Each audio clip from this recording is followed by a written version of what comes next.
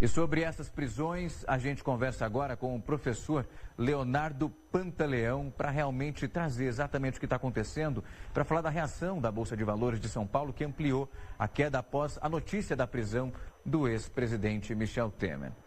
Ele já nos ouve?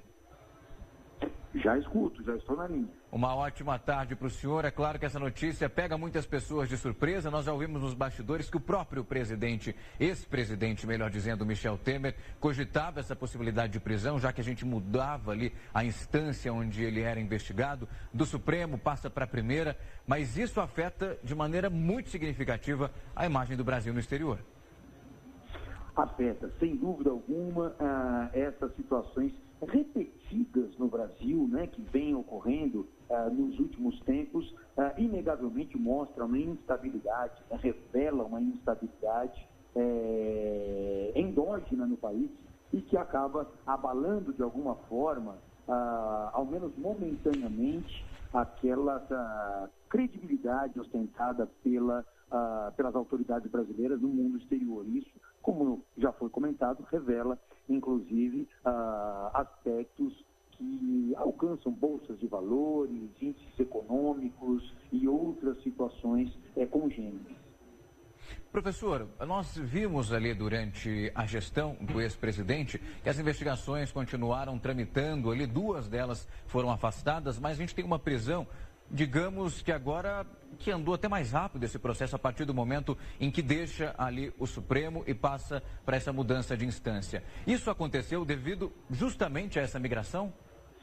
Nós não podemos nunca perder de vista que o Supremo Tribunal Federal ele não tem a estrutura que os órgãos de primeira instância têm para demandar os atos processuais e procedimentais. Tanto assim que fica muito clara a percepção de que os processos no Supremo Tribunal Federal, eles acabam levando muito mais tempo para se concluir do que nas instâncias inferiores. Essa estatística é flagrante para todos que se debruçam sobre o tema. Então, a remessa desses autos de investigação para a primeira instância, especificamente a 7ª Vara Federal Criminal do Rio de Janeiro, contribui, sem dúvida alguma, para uma celeridade maior na tomada de decisão e os desdobramentos processuais. Pegando 2 casos aí, professor, nós temos o ex-governador do Rio de Janeiro, também ex-ministro, e o ex-presidente. São prisões preventivas. Esse prazo para que eles fiquem presos, ele pode ser aumentado, esse prazo pode ser encurtado? Como que funciona a partir do momento que eles já foram presos e encaminhados aí para o Rio de Janeiro, estão sendo encaminhados, melhor dizendo? A prisão preventiva é uma prisão excepcional no nosso ordenamento jurídico. Por quê? Porque vigora aquela ideia constitucional de uma garantia individual, inclusive, de que ninguém pode ser considerado culpado antes do trânsito em julgado.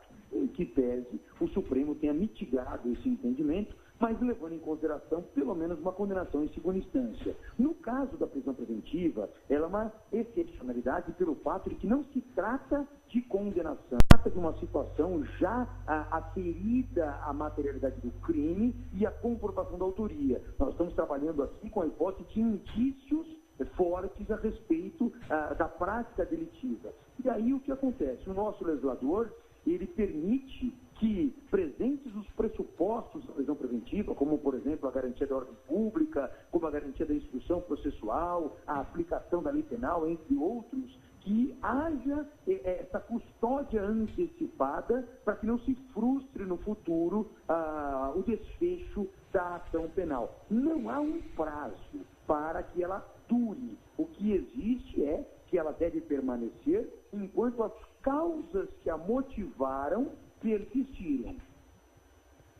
Professor, em relação a essa prisão preventiva, quando nós ouvimos esses termos e quando uma pessoa é presa dessa forma, há sempre a possibilidade que, de alguma forma, ela estaria afetando a investigação estando em liberdade. O senhor acredita que, nesse caso, eles chegaram a essa decisão com esse tipo de suspeita? Isso pode ser embasado dessa forma?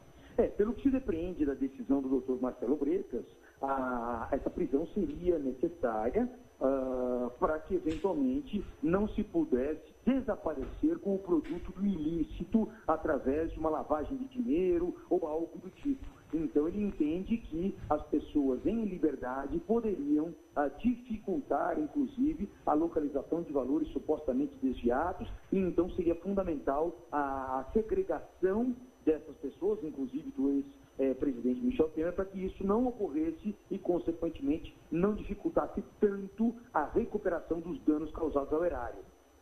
Professor, para a gente finalizar, é claro que a gente imagina que nesse momento os advogados de Michel Temer tentam fazer com que eles saiam quanto antes aí da prisão, mesmo ele ainda estando nesse processo de vai para uma cidade, vai para o Rio de Janeiro, e a gente acompanha toda essa movimentação. Como que funciona essa saída a partir de agora? Os advogados já podem solicitar em alguma corte que essa liberação aconteça?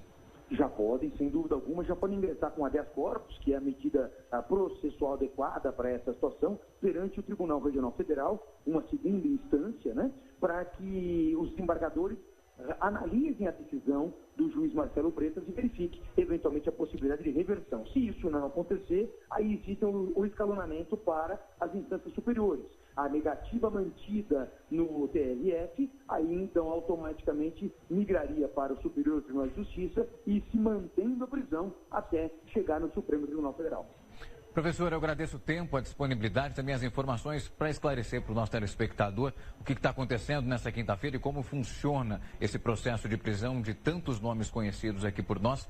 Mas claro que essa história ainda tem muito tempo para desenrolar. Obrigado pela participação, professor. Eu que agradeço, até uma próxima oportunidade. Ótima tarde para o senhor.